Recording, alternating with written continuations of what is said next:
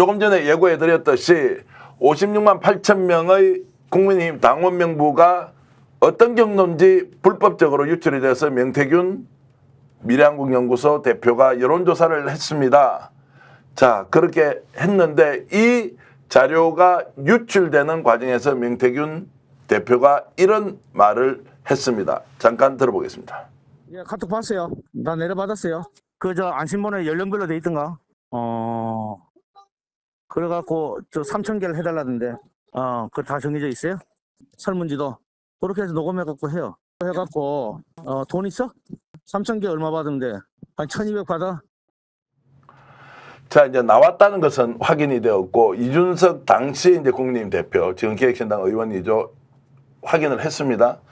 문제는 누가 유출했느냐라는 걸로 이제 싸움이 붙었습니다. 그러면 후보가 4명이었으니까 자, 윤석열 후보, 그리고 홍준표 후보, 유승민 후보, 원희룡 후보 4명 중에 한 사람이 이 당원 명부를 유출했을 텐데 누가 유출했느냐?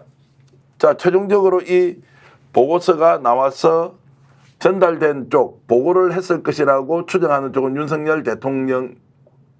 지금 후보였는데 홍준표 시장이 지금 갑자기 등장을 하면서 홍 시장 쪽에서 이 데이터를 줬다라는 얘기가 나왔는데요. 일단 홍 시장이 저 데이터가 나와서 명태균이 문제가 많다고 하면서 페이스북에 글을 하나 올렸습니다. 그거 준비되어 있습니까?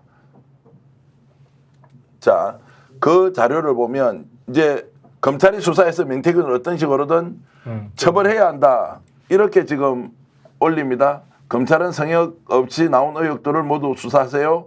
그런데 바로 명태균 씨가 홍 시장님, 검찰이 성역 없이 수사하면 저보다 홍 시장님이 더 위험해질 수 있어요 라고 이렇게 이제 반박을 합니다. 자, 그 장면까지 좀 해설을 해주시면. 아니, 일단 저는 스픽스 박수 보내드리고 싶은데 기존의 레가시 미디어가 많이 하는 게 뭐 제보를 받거나 취재를 해가지고 어떤 사안을 만들어요.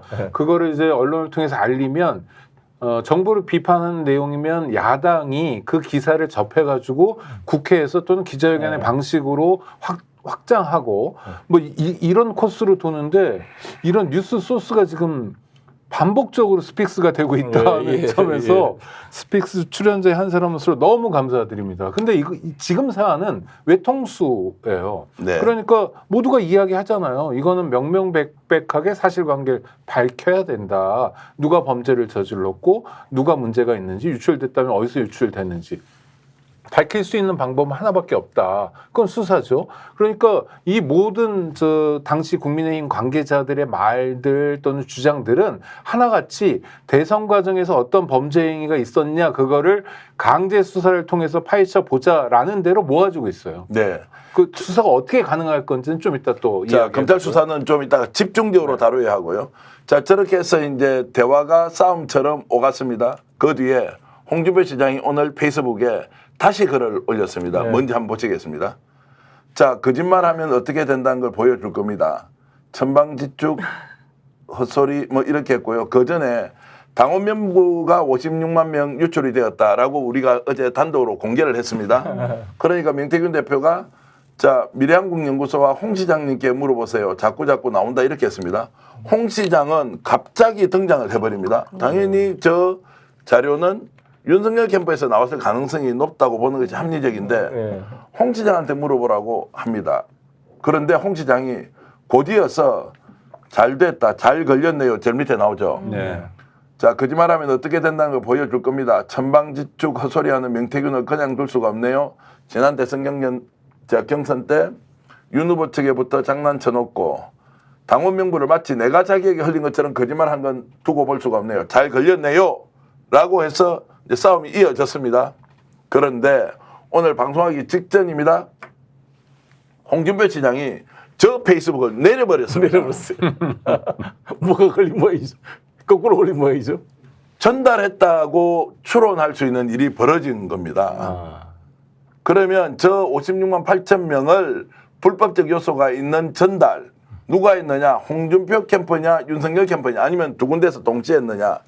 이 문제가 이제 터져버린 거죠. 둘 다 했겠죠. 재밌죠? 둘 다 했겠죠. 둘 다 했다. 제가 생각할 때. 그리고 지금 명태균이 계속 지금 대통령실에 사인을 보내고 있잖아요. 네. 나 건들면, 나 구속시키면 한 달 안에 하야되거나 탄핵될 수 있다.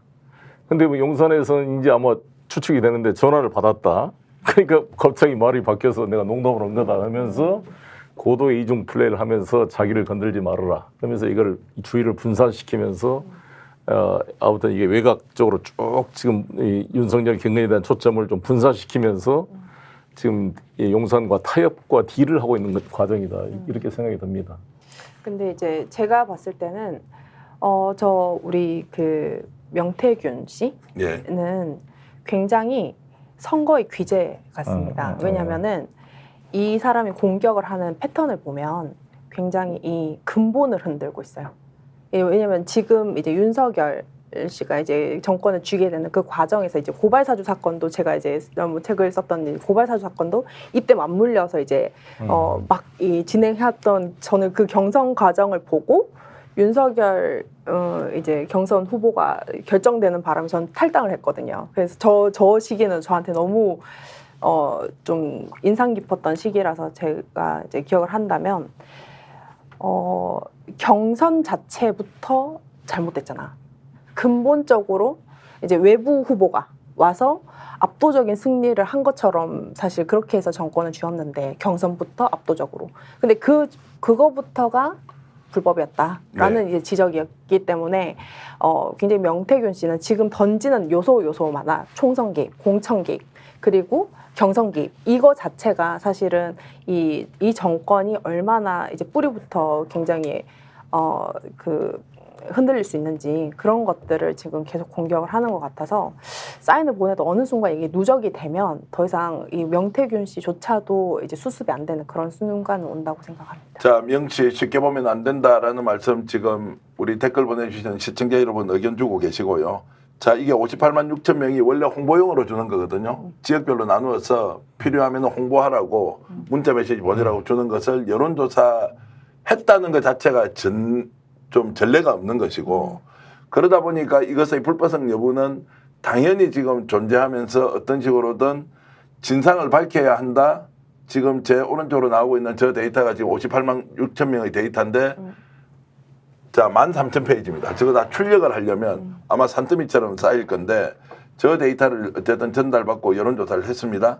그런데 오늘 노정면 의원이 문제 제기를 다시 합니다. 어제 아침에 저것과 관련해서 보도자료를 냈는데 이 데이터를 보니까 2차로 가공이 되어서 자, 지금 노정면 의원 자, 4시간 전에 저렇게 페이스북에 올렸습니다.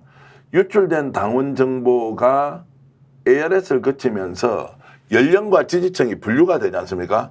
그러면 그렇게 된 걸로 자신을 지지하지 않는 후보에게 다시 전화를 해서 뭔가 지지 호소를 했을 수 있는 것 아니냐. 자, 이것이 이제 실제로 여론조사에서 여론 조작으로 이어지는 과정에 뭔가 끄림직한 부분이 있다라고 하면서 저기에 이제 5번은 50대, 2번은 여성 이렇게 분류가 되니까 지지하지 않는 사람을 확인할 수 있지 않습니까? 그렇죠. 야, 그러면 그것만 가지고 다시 지지하지 않는 사람에게 호소를 할 수 있는 거 아니냐. 라면서 이제 문제 제기를 했는데 자, 이것이 앞으로 당원 명부가 유출이 되면서 생겼던 제2, 제3의 문제. 그래서 대선 그러면 경선 자체가 공정했느냐 아니냐 이제 이 문제로 지금 갈 수도 있다는 의혹이 제기되고 있습니다. 일단 명태균 씨가 어떤 사람인지에 대해서 홍준표 대구시장이 중요한 진술을 해줬다고 봅니다. 그건 뭐냐면 경선 과정에서 윤 후보 측에 붙어 장난쳤던 사람인 거예요.